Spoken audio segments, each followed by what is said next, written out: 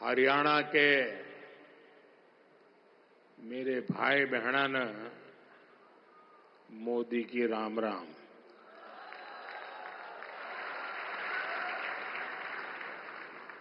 साथियों, आज मैं उस धरती को प्रणाम करता हूं जहां मां सरस्वती का उद्गम हुआ, जहां मंत्रा देवी विराजती है, जहां पंचमुखी हनुमान जी है, जहां कपाल मोचन साहब का आशीर्वाद है, जहां संस्कृति, श्रद्धा और समर्पण की त्रिवेणी बहती है। आज बाबा साहब आंबेडकर जी की 135वीं जयंती भी है। मैं सभी देशवासियों को अंबेडकर जयंती की बहुत बहुत शुभकामनाएं देता हूं।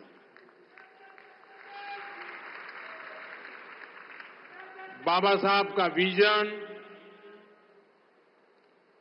उनकी प्रेरणा निरंतर विकसित भारत की यात्रा में हमें दिशा दिखा रही है। साथियों, यमुनानगर सिर्फ एक शहर नहीं,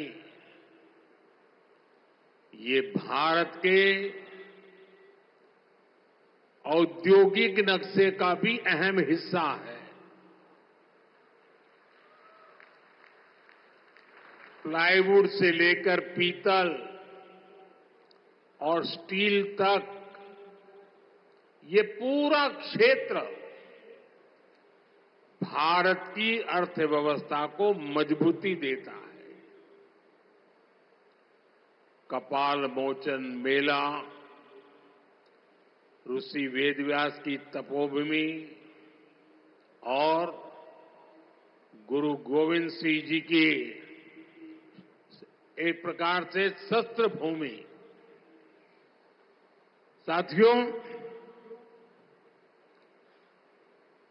ये अपने आप में एक गरिमा बढ़ाने वाली बात है। और यमुनानगर के साथ तो जैसे अभी मनोहर लाल जी बता रहे थे, सैनी जी बता रहे थे, मेरी कई पुरानी यादें जुड़ी हुई हैं। जब मैं हरियाणा का प्रभारी था तो पंचकुला से यहां आना जाना लगा रहता था। यहां काफी सारे पुराने कार्यकर्ताओं के साथ मुझे काम करने का अवसर मिला है।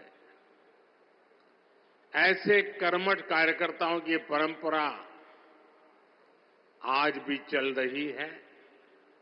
साथियों, हरियाणा लगातार तीसरी बार डबल इंजन सरकार के विकास की डबल रफ्तार को देख रहा है। और अब तो सैनी जी कह रहे हैं ट्रिपल सरकार। विकसित भारत के लिए विकसित हरियाणा, ये हमारा संकल्प है।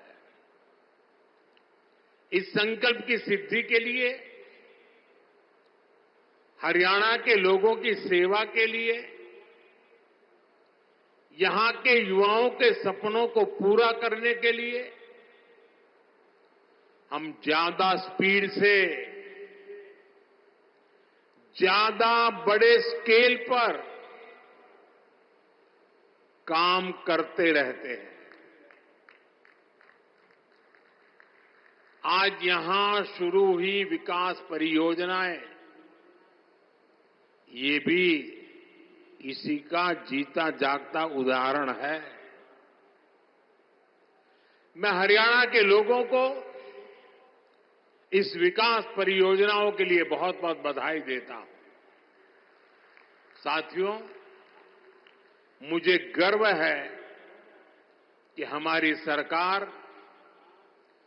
बाबा साहब के विचारों को आगे बढ़ाते हुए चल रही है।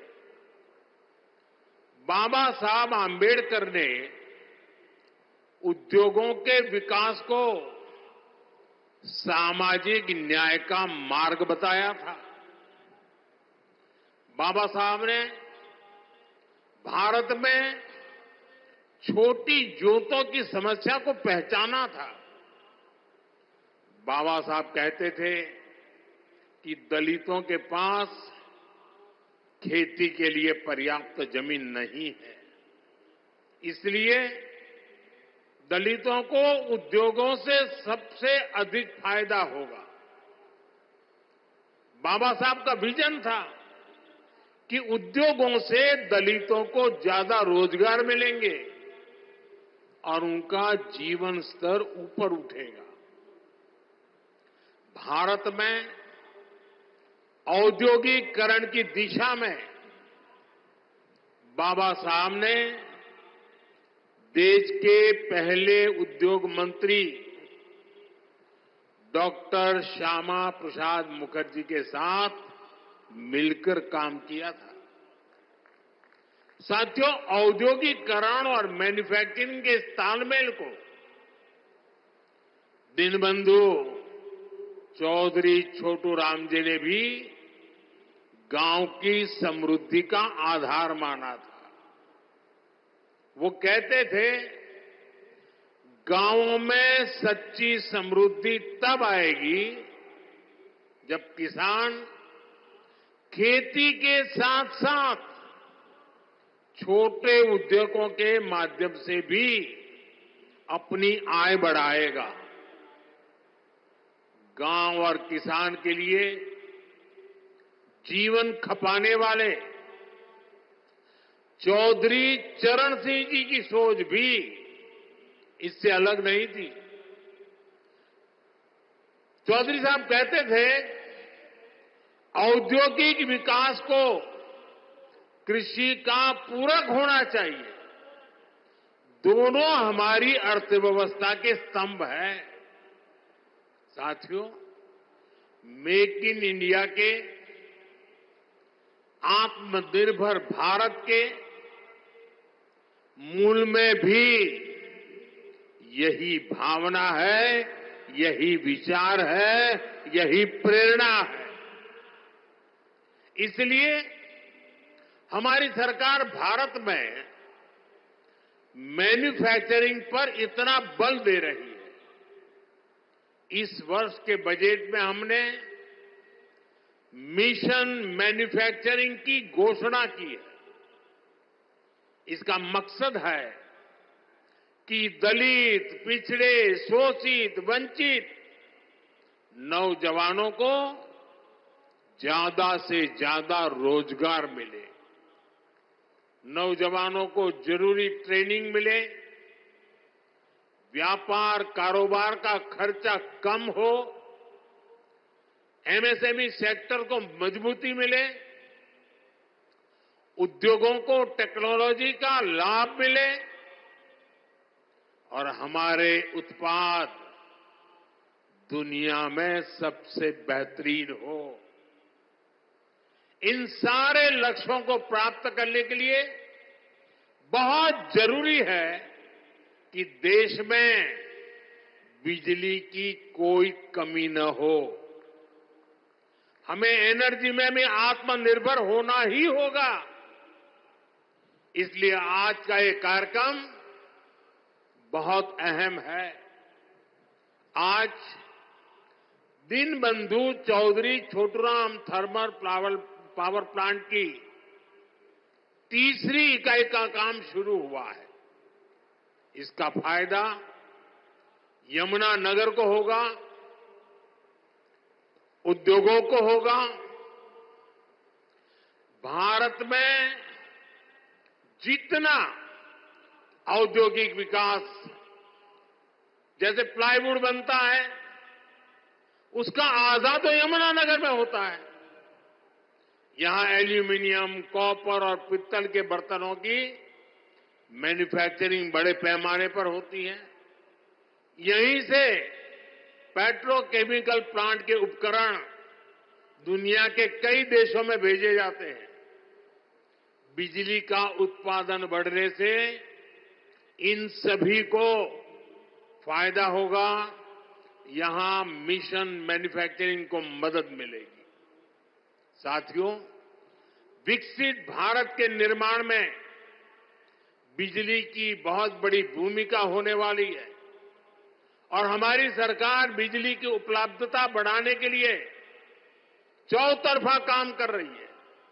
चाहे वन नेशन वन ग्रिड हो, नए कोल पावर प्लांट हो, सोलर एनर्जी हो, न्यूक्लियर सेक्टर का विस्तार हो, हमारा प्रयास है कि देश में बिजली का उत्पादन बढ़े, राष्ट्र निर्माण में बिजली की कमी बाधा न बने। लेकिन साथियों, हमें कांग्रेस के दिनों को भी भूलना नहीं चाहिए। हमने 2014 से पहले जब कांग्रेस की सरकार थी, वो दिन भी देखे हैं जब पूरे देश में ब्लैकआउट होते थे, बिजली गुल हो जाती थी। कांग्रेस की सरकार रहती तो देश को आज भी ऐसे ही ब्लैकआउट से गुजरना पड़ता। न कारखाने चल पाते, न रेल चल पाती, न खेतों में पानी पहुंच पाता। यानी कांग्रेस की सरकार रहती तो ऐसे ही संकट बना रहता, बढ़ता रहता। अब इतने वर्षों के बाद, प्रयासों के बाद आज हालात बदल रहा है। बीते एक दशक में भारत ने बिजली उत्पादन की क्षमता को करीब करीब 2 गुना किया है। आज भारत अपनी जरूरतों को पूरी करने के साथ साथ पड़ोसी देशों को बिजली निर्यात भी करता है। बिजली उत्पादन, इस पर भाजपा सरकार के फोकस का लाभ हमारे हरियाणा को भी मिला है। आज हरियाणा में 16,000 मेगावाट बिजली का उत्पादन होता है। हम आने वाले कुछ सालों में एक क्षमता 24,000 मेगावाट तक पहुंचाने का लक्ष्य लेकर के काम कर रहे हैं। साथियों, एक तरफ हम थर्मल पावर प्लांट में निवेश कर रहे हैं, तो दूसरी तरफ देश के लोगों को पावर जनरेटर बना रहे हैं। हमने पीएम सूर्यघर मुफ्त बिजली स्कीम शुरू की है। अपने छत पर सोलर पैनल लगाकर आप अपना बिजली का बिल जीरो कर सकते हैं। इतना ही नहीं, जो अतिरिक्त बिजली का उत्पादन होगा उसे बेचकर कमाई भी कर सकते हैं। अब तक देश के 1.25 करोड़ से ज्यादा लोग इस योजना के तहत रजिस्ट्रेशन करा चुके हैं। मुझे खुशी है कि हरियाणा के भी लाखों लोगों ने इससे जुड़ने के लिए अप्लाई किया है और जैसे जैसे इस योजना का विस्तार हो रहा है, इससे जुड़ा सर्विस इकोसिस्टम भी बड़ा हो रहा है। सोलर सेक्टर में नई स्किल्स बन रही है, एमएसएमई के लिए नए मौके बन रहे हैं और युवाओं के लिए अनेक अवसर तैयार हो रहे हैं। साथियों, हमारे छोटे छोटे शहरों में छोटे उद्योगों को पर्याप्त बिजली देने के साथ ही सरकार इस तरफ भी ध्यान दे रही है कि उनके पास पर्याप्त पैसे रहे। कोरोना काल में एमएसएमई को बचाने की लाखों करोड़ों रुपए की सहायता सरकार ने दी है। छोटे उद्योग भी अपना विस्तार कर सके, इसके लिए हमने एमएसएमई की परिभाषा बदली है। अब छोटे उद्योगों को ये डर नहीं सताता कि जैसे ही वो आगे बढ़े सरकारी मदद छीन जाएगी। अब सरकार छोटे उद्योग के लिए स्पेशल क्रेडिट कार्ड की सुविधा देने जा रही है। क्रेडिट गारंटी कवरेज को भी बढ़ाया जा रहा है। अभी कुछ दिन पहले ही मुद्रा योजना को 10 साल पूरे हुए हैं। आपको जानकर के खुशी भी होगी और सुखद आश्चर्य भी होगा। मुद्रा योजना में पिछले 10 साल में देश के सामान्य लोग जो पहली बार उद्योग के क्षेत्र में आ रहे, कारोबार के क्षेत्र में आ रहे थे, उनको बिना गारंटी 33 लाख करोड़ रुपए, आप कल्पना कीजिए, 33 लाख करोड़ रुपए बिना गारंटी के लोन के रूप में दिए जा चुके हैं। इस योजना के 50% से भी ज्यादा लाभार्थी एससी, एसटी, ओबीसी परिवार के ही साथी हैं। कोशिश यही है कि छोटे उद्योग हमारे नौजवानों के बड़े सपनों को पूरा करें। साथियों, हरियाणा के हमारे किसान भाई बहनों की मेहनत हर भारतीय की थाली में नजर आती है। भाजपा की डबल इंजन की सरकार किसानों के दुख सुख की सबसे बड़ी साथी है। हमारा प्रयास है कि हरियाणा के किसानों का सामर्थ्य बढ़े। हरियाणा की भाजपा सरकार अब राज्य की 24 फसलों को एमएसपी पर खरीदती है। हरियाणा के लाखों किसानों को पीएम फसल बीमा योजना का लाभ भी मिला है। इस योजना के तहत लगभग 9,000 करोड़ रुपए से ज्यादा के क्लेम दिए गए हैं। इसी तरह पीएम किसान सम्मान निधि से 6,500 करोड़ रुपए हरियाणा के किसानों के जेब में गए हैं। साथियों, हरियाणा सरकार ने अंग्रेजों के जमाने से चले आ रहे आबियाना को भी खत्म कर दिया है। अब आपको नहर के पानी पर टैक्स भी नहीं देना पड़ेगा और आबियाने का जो 130 करोड़ रुपए से ज्यादा का बकाया था वो भी माफ हो गया है। साथियों, डबल इंजन सरकार के प्रयासों से किसानों को, पशुपालकों को आय के नए साधन मिल रहे हैं। गोवर्धन योजना, इसे किसानों के कचरे के निपटारे और उससे आय का अवसर मिल रहा है। गोबर से, खेती के अवशेष से, दूसरे जैविक कचरे से बायोगैस बनाई जा रही है। इस वर्ष के बजट में देश भर में 500 गोवर्धन प्लांट बनाने की घोषणा की गई है। आज यमुनानगर ने भी नए गोवर्धन प्लांट की आधारशिला रखी गई है। इससे नगर निगम के भी हर साल 3 करोड़ रुपए बचेंगे। गोवर्धन योजना स्वच्छ भारत अभियान में भी मदद कर रही है। साथियों, हरियाणा की गाड़ी अब विकास के पथ पर दौड़ रही है।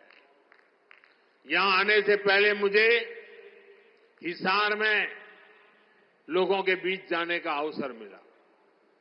वहां से अयोध्या धाम के लिए सीधी हवाई सेवा शुरू हुई है। आज रेवाड़ी के लोगों को बाईपास की सौगात भी मिली है। अब रेवाड़ी के बाजार, चौराहों, रेलवे फाटकों पर लगने वाले ट्रैफिक जाम से लोगों को छुटकारा मिल जाएगा। ये 4 लेन का बाईपास गाड़ियों को बड़ी आसानी से शहर से बाहर निकाल देगा। दिल्ली से नारनौल की यात्रा में 1 घंटा समय कम लगेगा। मैं आपको इसकी बधाई देता हूं। साथियों, हमारे लिए राजनीति सत्ता सुख का नहीं, सेवा का माध्यम है। जनता की भी सेवा का माध्यम और देश की सेवा का भी माध्यम। इसलिए भाजपा जो कहती है उसे डंके की चोट पर करती भी है। हरियाणा में तीसरी बार सरकार बनने के बाद हम लगातार आपसे किए वायदे पूरे कर रहे हैं। लेकिन कांग्रेस शासित राज्यों में क्या हो रहा है? जनता से पूरा विश्वासघात। पड़ोस में देखिए, हिमाचल में जनता कितनी परेशान है। विकास के, जन कल्याण के सारे काम ठप पड़े हैं। कर्नाटका में बिजली से लेकर दूध तक, बस किराए से लेकर बीज तक, हर चीज महंगी हो रही है। मैं सोशल मीडिया पर देख रहा था, कर्नाटका में कांग्रेस सरकार ने जो महंगाई बढ़ाई है, भांति भांति के टैक्स लगाए हैं। सोशल मीडिया में लोगों ने बड़ा आर्टिकुलेट किया है और उन्होंने कहा है, और A to Z पूरी ABCD और हर अक्षर के साथ कैसे कैसे उन्होंने टैक्स बढ़ाए, उसका A to Z पूरा लिस्ट बना करके एक कर्नाटक की कांग्रेस सरकार की पोल खोल के रखी है। खुद वहां के मुख्यमंत्री के करीबी कहते हैं कि कांग्रेस ने कर्नाटका को करप्शन में नंबर 1 बना दिया। साथियों, तेलंगाना की कांग्रेस सरकार भी जनता से किए वादे भूल गई है। वहां कांग्रेस, वहां की सरकार जंगलों पर बुलडोजर चलवाने में व्यस्त है।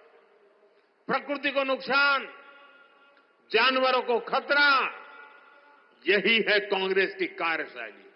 हम यहां कचरे से गोवर्धन बनाने के लिए मेहनत कर रहे हैं और वो बने बनाए जंगलों को उजाड़ रहे हैं। यानी सरकार चलाने के 2 मॉडल आपके सामने हैं। एक तरफ कांग्रेस का मॉडल है जो पूरी तरह झूठ साबित हो चुका है, जिसमें सिर्फ कश्मीर कुर्सी के बारे में सोचा जाता है। दूसरा मॉडल बीजेपी का है जो सत्य के आधार पर चल रहा है, बाबा साहब आंबेडकर ने दी हुई दिशा पर चल रहा है, संविधान की मर्यादाओं को सर आंखों पर चढ़ा के चल रहा है और सपना है विकसित भारत बनाने के लिए प्रयास करना। आज यहां यमुनानगर में भी हम इसी प्रयास को आगे बढ़ता देखते हैं। साथियों, मैं आपसे एक और अहम विषय की चर्चा करना चाहता हूं। कल देश ने वैशाखी का पर्व मनाया है। कल ही जलियांवाला बाग हत्याकांड के भी 106 वर्ष हुए हैं। इस हत्याकांड में अपनी जान गंवाने वालों की स्मृतियां आज भी हमारे साथ है। जलियांवाला हत्याकांड में शहीद हुए देशभक्तों और अंग्रेजों की क्रूरता के अलावा एक और पहलू है जिसे पूरी तरह अंधेरे में डाल दिया गया था। ये पहलू मानवता के साथ, देश के साथ खड़े होने के बुलंद जज्बे का है। इस जज्बे का नाम शंकरन नायर था। आपने किसी ने नहीं सुना होगा, शंकरन नायर का नाम नहीं सुना होगा, लेकिन आजकल इनकी बहुत चर्चा हो रही है। शंकरन नायर जी एक प्रसिद्ध वकील थे और उस जमाने में 100 साल पहले अंग्रेजी सरकार में बहुत बड़े पद पर विराजमान थे। वो सत्ता के साथ रहने का सुख, चैन, मौज सब कुछ कमा सकते थे, लेकिन उन्होंने विदेशी शासन की क्रूरता के विरुद्ध जलियांवाला बाग की घटना से व्यथित होकर मैदान में उतर उठे। उन्होंने अंग्रेजों के विरुद्ध आवाज उठाई। उन्होंने उस बड़े पद से लात मार करके इसे छोड़ दिया। केरल के थे, घटना पंजाब में घटी थी। उन्होंने जलियांवाला बाग हत्याकांड केस लड़ने का खुद ने फैसला किया। वो अपने दम पर लड़े, अंग्रेजी साम्राज्य को हिला कर रख दिया। जिस अंग्रेजी साम्राज्य का सूरत, जिनका सूरज कभी अस्त नहीं होता था, उसको शंकर नायर जी ने जलियांवाला हत्याकांड के लिए कोर्ट में कटघरे में खड़ा कर दिया। साथियों, ये सिर्फ मानवता के साथ खड़े होने का ही मामला भर नहीं है, ये एक भारत श्रेष्ठ भारत का भी बहुत उत्तम उदाहरण है। कैसे दूर सुदूर दक्षिण में केरल का एक व्यक्ति पंजाब में हुए हत्याकांड के लिए अंग्रेजी सत्ता से टकरा गया। यही स्पिरिट हमारी आजादी की लड़ाई की असली प्रेरणा है। यही प्रेरणा आज भी विकसित भारत की यात्रा में हमारी बहुत बड़ी ताकत है। हमें केरल के शंकरन नायर जी के योगदान के बारे में जरूर जानना चाहिए और पंजाब, हरियाणा, हिमाचल, यहां के एक एक बच्चे को जानना चाहिए। साथियों, गरीब, किसान, नौजवान और नारी शक्ति, इन चारों स्तंभों को सशक्त करने के लिए डबल इंजन सरकार निरंतर काम कर रही है। हम सभी के प्रयासों से हरियाणा जरूर विकसित होगा। मैं अपनी आंखों से देख रहा हूं, हरियाणा फलेगा, फूलेगा, देश का नाम रोशन करेगा। आप सभी को इन अनेक विकास कार्यों के लिए बहुत बहुत शुभकामनाएं। दोनों हाथ ऊपर करके पूरी ताकत से मेरे साथ बोलिए, भारत माता की।